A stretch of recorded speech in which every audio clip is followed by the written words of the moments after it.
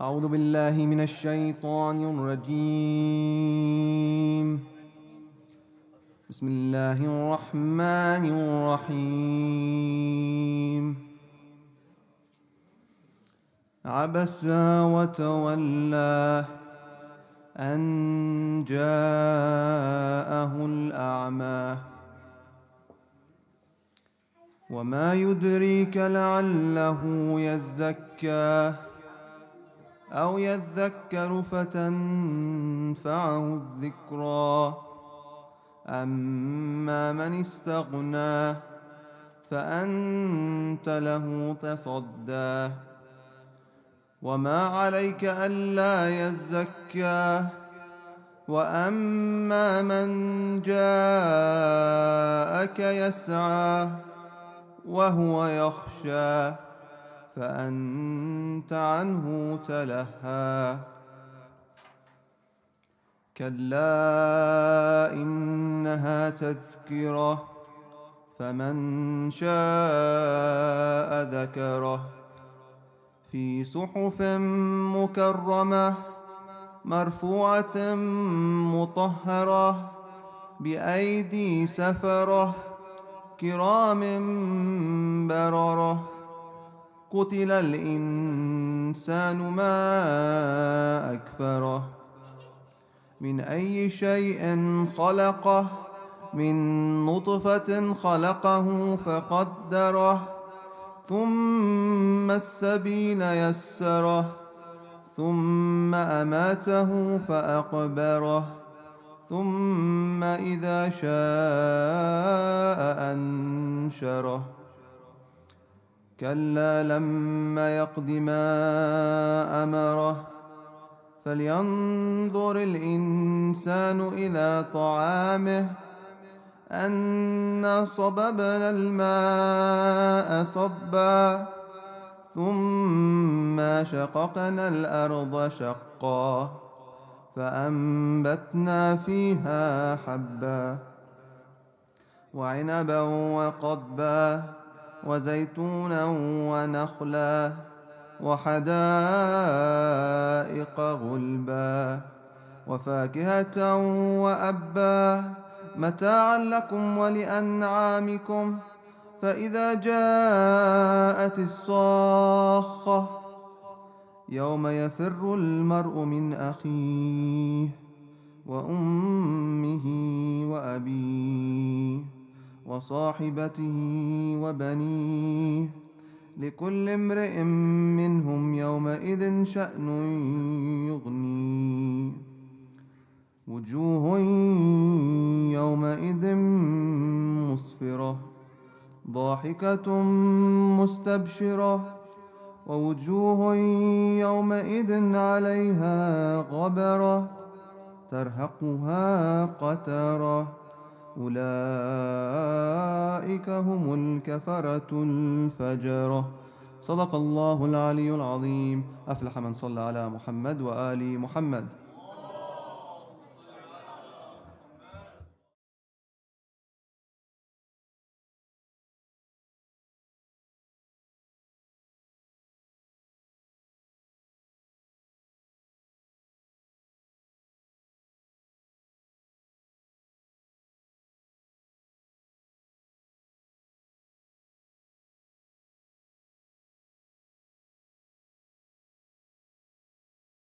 الرجيم. بسم الله الرحمن الرحيم.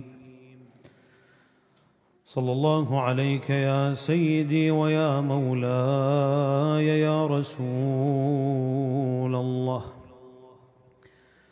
صلى الله عليك وعلى آل بيتك المعصومين المظلومين.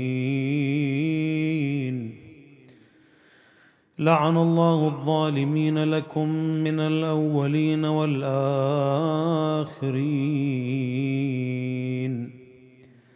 صلى الله عليك يا مولاي وابن مولاي يا أبا عبد الله يا غريب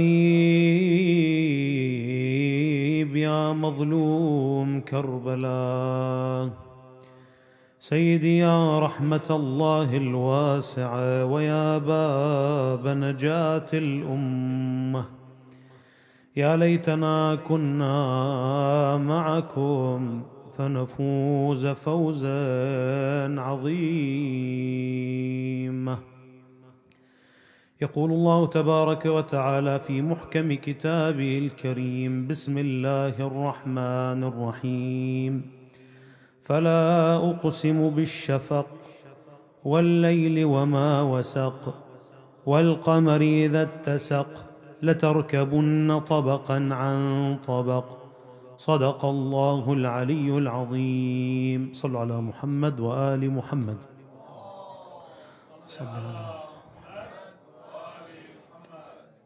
In these 4 verses of Surah Al-Inshiqaq, Allah subhanahu wa ta'ala says, so I swear by the twilight glow, and by the night and what it envelops, and by the moon when it becomes full, لَتَرْكَبُنَّ طَبَقًا عَنْ طَبَقٍ.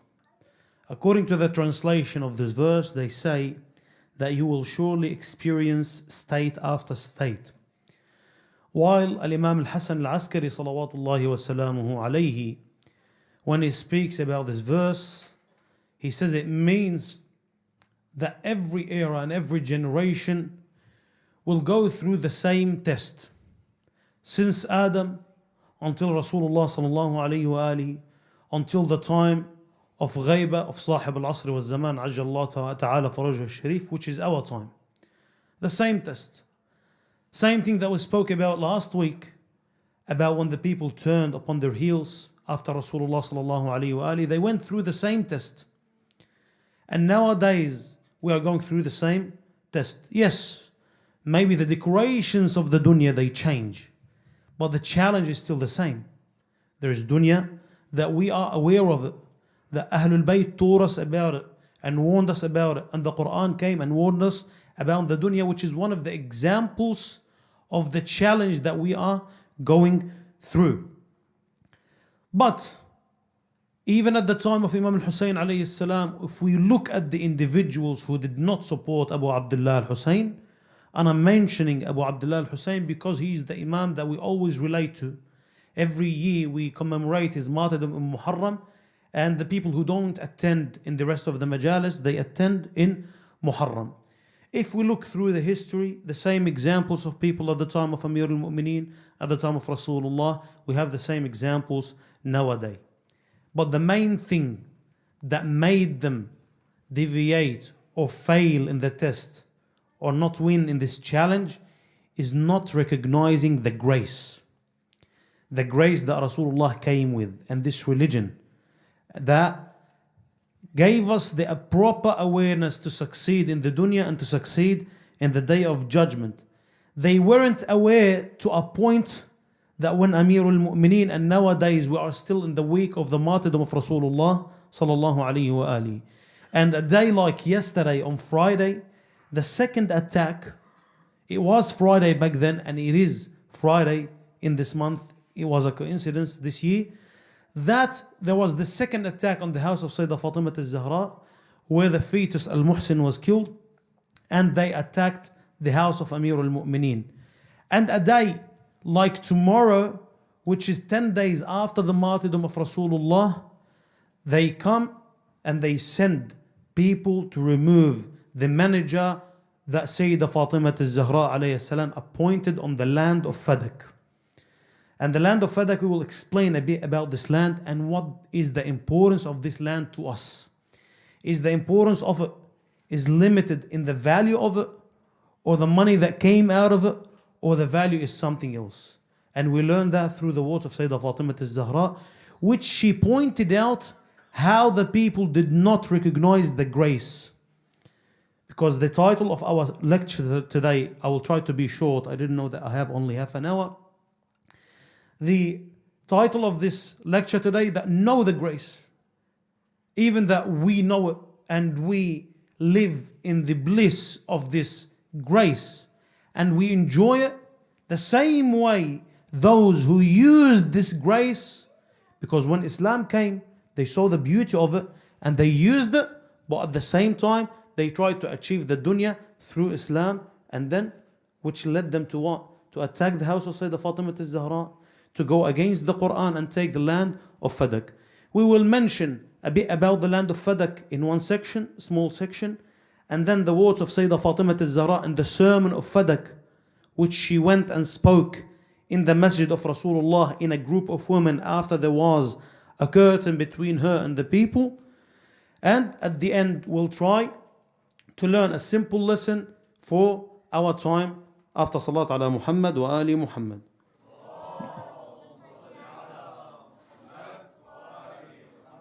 There were a lot of Ansar, and there were a lot of people who believed in Amir al-Mu'mineen as an Imam, who pledged allegiance to him. But then later on, when a man comes to ask Imam Abu Ja'far al-Sadiq alayhi salam, the Imam tells him that at the time of Amir al-Mu'mineen, the Al-Muhajirun and Al-Ansar came to Amir al-Mu'mineen after the attack, and they shook his hand and they told him that you are the person who's supposed to be the Khalifa of Rasulullah, and we pledge allegiance to you. They did that for 3 days, and every day Amir al-Mu'mineen tells them that come tomorrow with your head shaved as a sign. So no one else who doesn't know the sign can be amongst the people and pretend that he is with Amir al-Mu'mineen.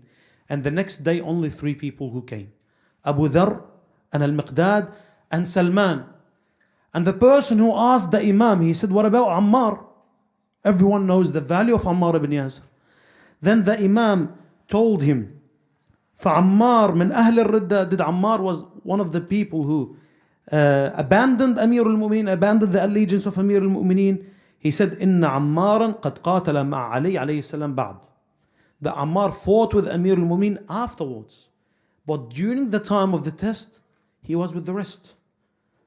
And there are few reasons why people did not fulfill their duty towards the allegiance of Amir al-Mu'mineen. Even that they were mu'min, even that they were companions to Rasulullah sallallahu alayhi wa alihi, and they had a high status in the community. And when we see such individuals, this should warn us, because we have a role, we have allegiance in our necks. First to Amir al-Mu'mineen, and now to the representative of Amir al-Mu'mineen, which is Al-Imam Sahib al-Asri wal-Zaman Ajjallahu ta'ala farajahu sharif.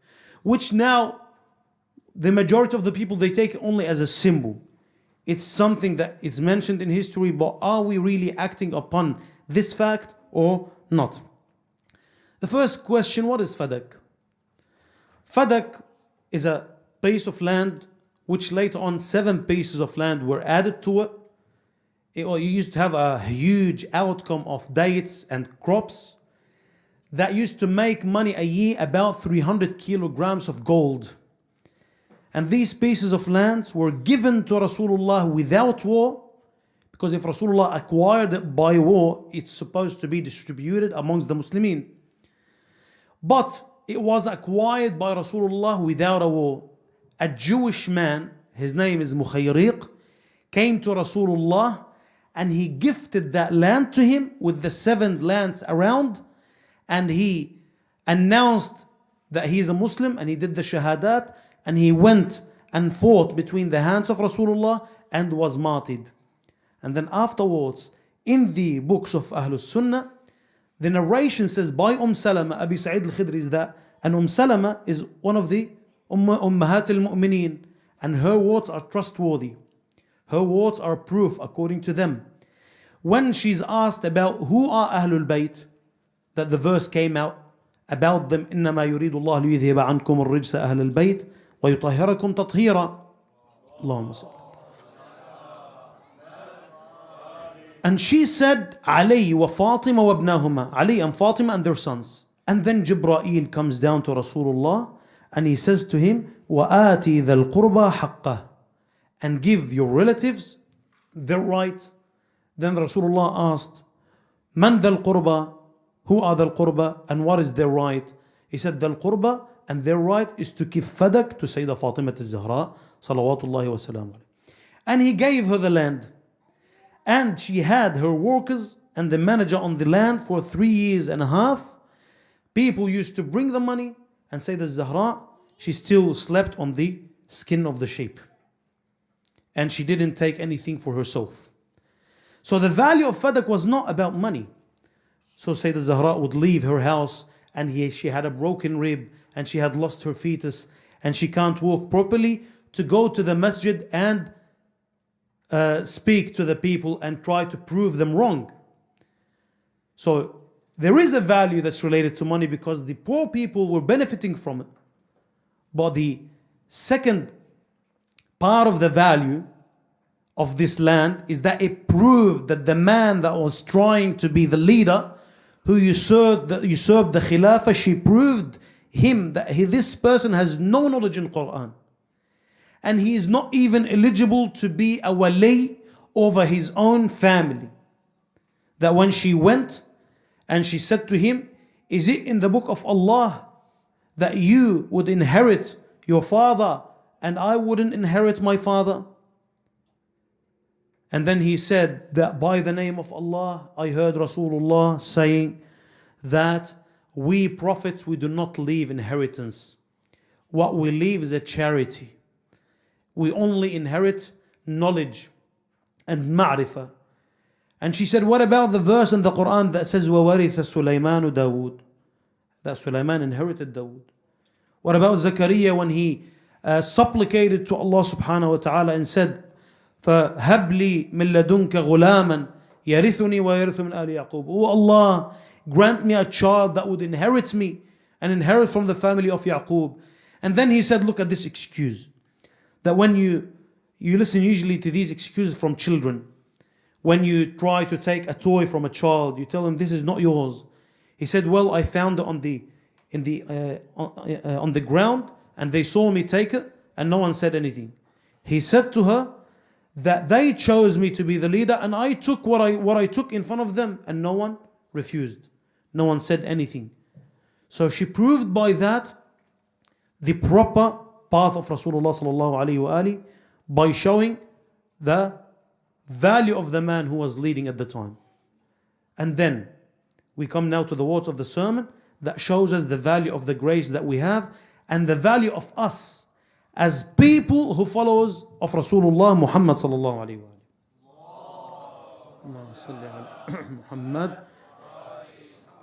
She started first with reminding the people of Tawheed and the attributes of Allah, and then she told them about the value of Rasulullah. That Allah sent him when he saw the people are prostrating to the fires and to the idols and they are denying Allah subhanahu wa ta'ala. So Allah revealed the darkness through Rasulullah, and he revealed the darkness of the heart and the foresight through Rasulullah sallallahu alayhi wa alihi. And then he took him to him. And then she looked upon the people. Now we imagine ourselves, because the people who were sitting, the majority of them were Ansar. And the Ansar, mind you, after the first attack on the house of Sayyidah Fatima al-Zahra, 12 of them went to the masjid and spoke against the first Khalifa. They spoke against him and they told him that Rasulullah had his will upon us, that we should support Ali ibn Abi Talib and we should support his family after his departure from this dunya. And now you are coming to claim the Khilafah and you're not chosen by Allah subhanahu wa ta'ala. And the second attack happened on that day. Why? Because the second knew that they became weak. And a lot of muhajirin, those who were in the Qarashi party, those who gathered under the Saqifa of Bani Sa'ida, they started to become indecisive. They didn't know what to say. They said, let's repeat the election. Let's go back and try to do it again. And then the second, straight away, what did he do? He went to the desert where the dwellers of the desert live in the tents, and he brought the tribe of Aslam, and they brought with them 300 people until the alleyways were full. So he deceived the people that there are a lot of supporters of the first. And they came, they surrounded the house of Sayyidah Fatima al-Zahra salawatullahi wa salamuhu alayha, and there is only a woman and 3 children or 4 children and Amir al-Mu'mineen salawatullahi wa salamu alayhi. 300 people to attack the house of Sayyidah Fatima al-Zahra. Then she looked amongst these people, those who pledged allegiance to Amir al-Mu'mineen, those who followed Rasulullah sallallahu alayhi wa alihi, and she said to them, Antum ibadullah, You are the worshippers of Allah. And now imagine Sayyidah Zahra alayhi salam is talking to you. You are the worshippers of Allah. نصب أمره ونهيه. You are the ones that Allah trusted you with His orders and with the things that He forbid you to not to do. And you are the bearers of His religion and the bearers of His revelation. Imagine, there is a big plan, a big project. Allah subhanahu wa ta'ala sent angels to the prophets to trust me with these revelations.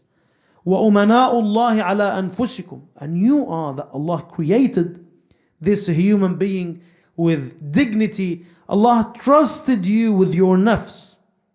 There is a trust there, there is an amana. I have an amana that Allah trusted me with.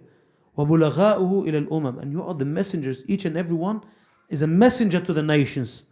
And in each and every one of you, there is a just leader. وَزَعِيمُ حَقٍّ لَهُ فِيكُمْ. And there is a covenant that you are supposed to renew. And He trusted you with the Quran that delivered the message.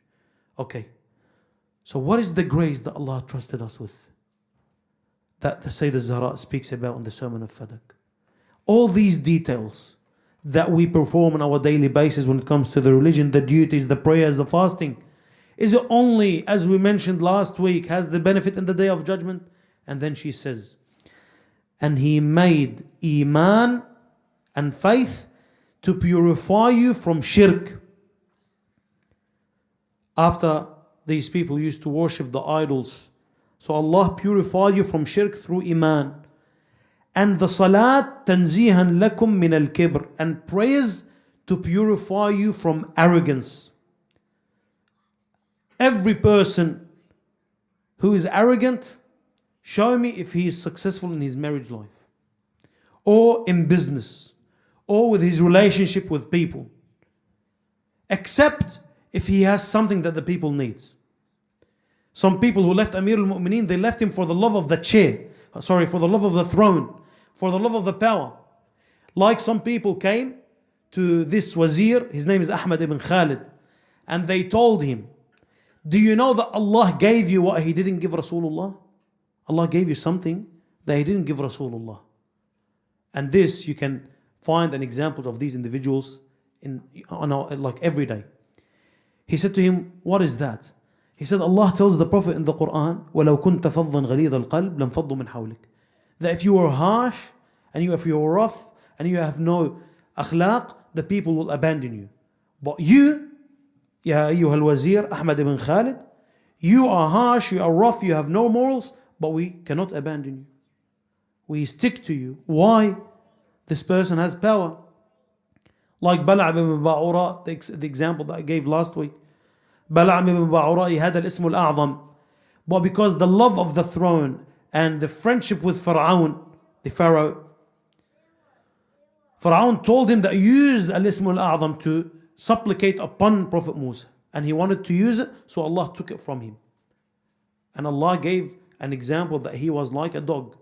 From being a alim, a knowledgeable scholar, until to being a dog. وَالصِّيَامُ تَثْبِيتًا لِلْإِخْلَاصِ. And fasting to fix the sincerity and loyalty in you. When I have loyalty not only towards Allah subhanahu wa ta'ala, since fasting teaches me self-discipline, I become loyal even with my family, with my wife with me, with my children, the way I raise them. I'm loyal at work with me being honest and truthful, something that I need in my relationships in the community. وَالْحَجُّ تَشْيِيدًا لِلدِّينِ وَالْعَدْلُ تَنْسِيقًا لِلْقُلُوبِ. And justice to purify the hearts and to soften the heart.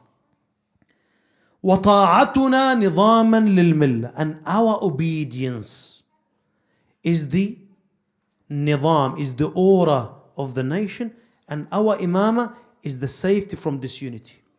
And this is when it comes to the attack on Sayyidah Fatima al-Zahra. Some people claim that the Amir al-Mu'mineen did not pull the sword for the sake of unity. You know, unity in the school of Ahlul Bayt is what? Is to respect each and everyone else around you, but not at the cost of your aqeedah, at the cost of what you believe in.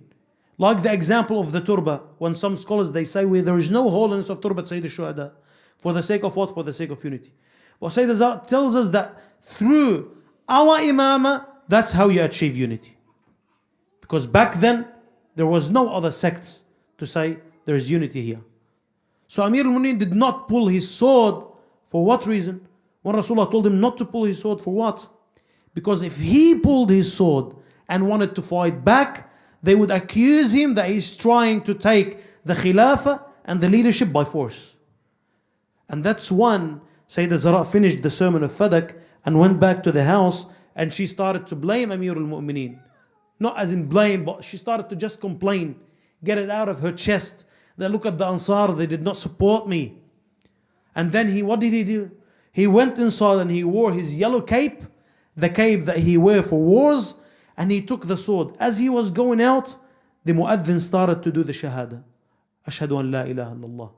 Allahu Akbar Allah. Then he told her, if you want that these two shahada to be wiped and eliminated from this world, you would let me go and put my sword in their necks. And then she said, no, Ibn Rasulillah. No, Ya Amir al-Mu'mineen. وأمسكت. And she stopped saying anything. So Amir al-Mu'mineen did not pull his sword for what? He doesn't want us to receive the message twisted. He doesn't want the people to be deceived. And then she said, وَإِمَامَتُنَا أَمَانًا مِنَ الْفُرْقَى. And then she said that you were, as Arabs, you know these Arabs who used to be very proud of themselves, before you used to eat from rubbish. You used to be belittled by every other nation. And subhanAllah, nowadays we see that people who left Amir al-Mu'mineen, they still wash their faces and drink from the piss of the camels. Nowadays. Just by leaving Amir al-Mu'mineen salawatullahi wa sallam. You were like that. And by Rasulullah elevated you. But how did he do that? That every time Najama qarnu shaitan or the mushrikeen would ignite the flames of war, Rasulullah would throw Ali ibn Abi Talib in these flames. Would throw Ali ibn Abi Talib in the flames of these wars. So with Ali ibn Abi Talib, Allah elevated you. But you chose to go back to how you were. Even Salman al-Farisi, he came and Rasulullah welcomed him and hugged him. And they started to tell Rasulullah, this is a Persian man. And you deliver your salutation like this to him? He said to them, إِنَّ أَكْرَمَكُمْ عِنْدَ اللَّهِ أَتْقَاكُمْ أَوْ لَا فَضْلَ لِعَرَبِيٍّ عَلَىٰ أَعْجَمِيٍّ إِلَّا بِالتَّقْوَى. There is no Arabi that is better than A'jami, and there is no difference between all these nations or the race or the color, except the best of you is the most pious.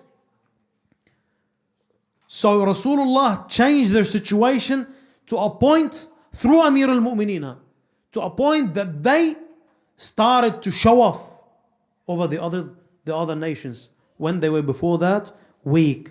So when Sayyidah Zahra teaches us that this sermon is very important for us to translate and for us to memorize and for us to learn. What I mentioned is only few of what she said. If I want to know the value of my prayers, of the fasting and how it helps me in my daily life, I have to think about it.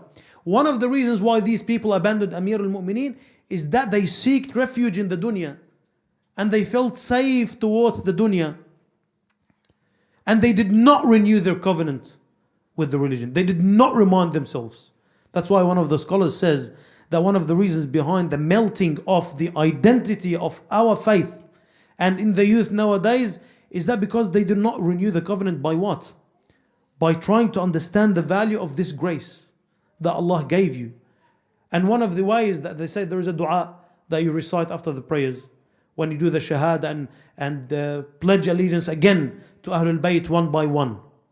Or you do dua al-ghariq, Ya Allah, Ya Rahman, Ya Rahim, Ya Muqallib al-Qulub, Thabbit Qalbi ala Dinik. Or when I recite dua al-ahad for Imam Sahib al-Asr wal-Zaman every day, Allahumma inni ujaddidu lahu bay'atan.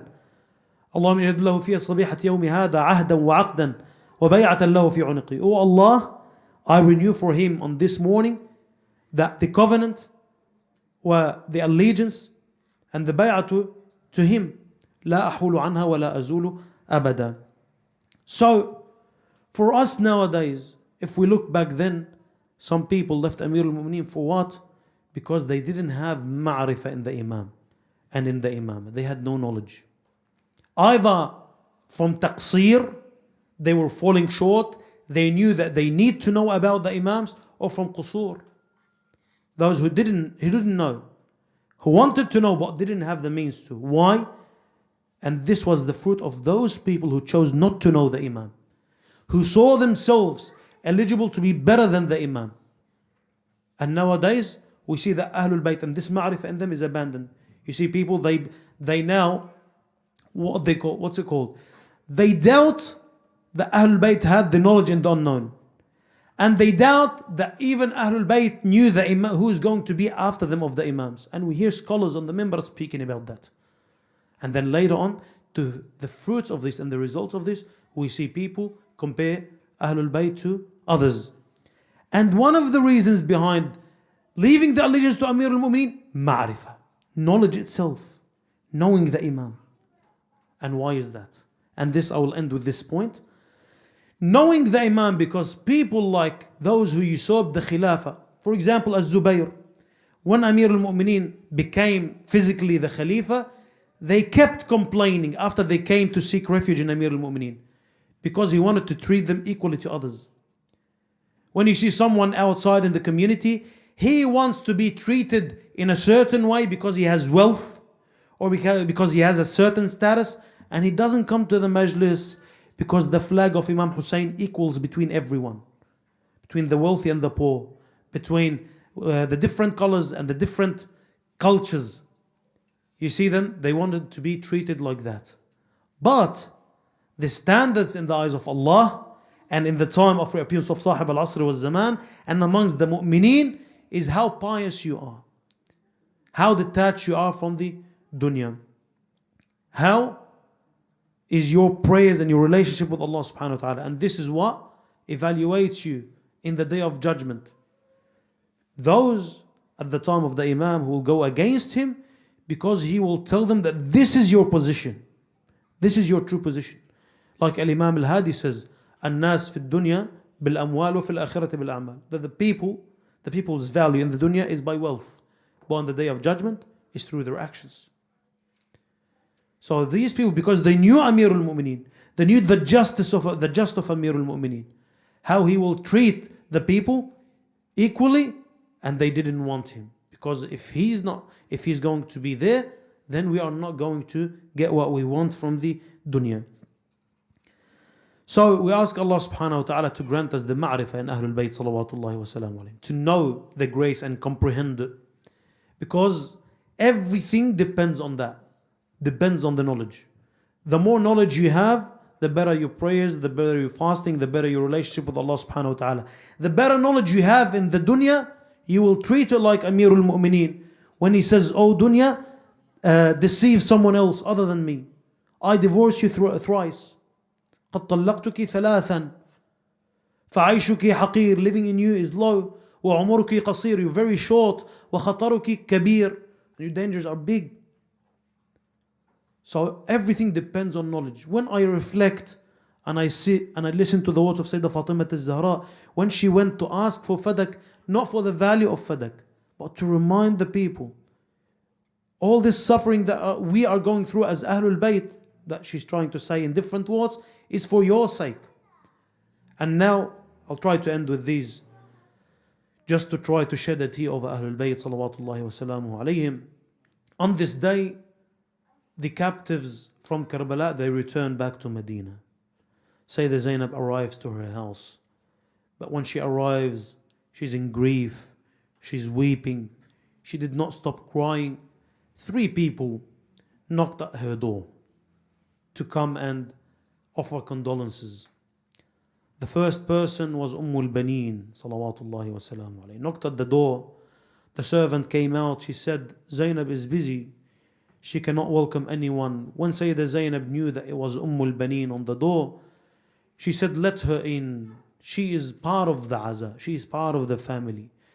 And Sayyidah Zainab alayhi salam came up heading towards the door. The first thing she said, wa akhah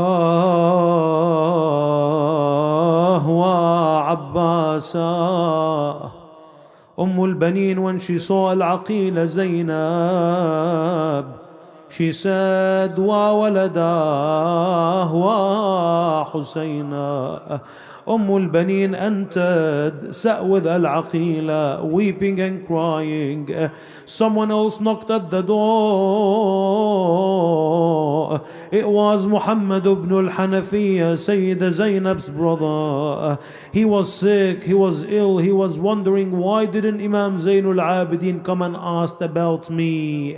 Then he went to his house, he didn't know what happened. When he realized, he fainted, and when he woke up, he told Imam Zainul Abidin, tell me what happened, tell me what you suffered on this journey. Then when he was talking to Imam Zainul Abidin, Imam Sayyida Zainab alayhi salam came towards her brother as she was approaching.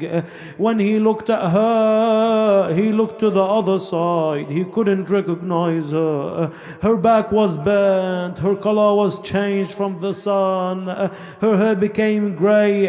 And when she said to him, didn't you know me, oh brother? أنا زينب اللي يحجون عني سليت المصايب ما سلني. That this is me, Zainab, but these tragedies and the calamities changed me. And Muhammad ibn al-Hanafiya shared in this ma'tam that they held. A third person came to knock at the door. Sayyida Zainab responded. He said to her, Ana A'rabi, I'm a person who lives in the desert. I come here every year to take my rizq, to take money for me and my family from my master Imam al-Hussein. Is he here? She said to him, no, he's not here, he's in a travel. He said to her, is he coming tomorrow? She said no. Is he coming the next month? She said no. Then he said to her, then tell me, did they kill my master Hussein? She said to him, Na'am ya akh al-Arab. We left him in the land of Karbala without a head, decapitated. His bones were broken by the hooves of the horses.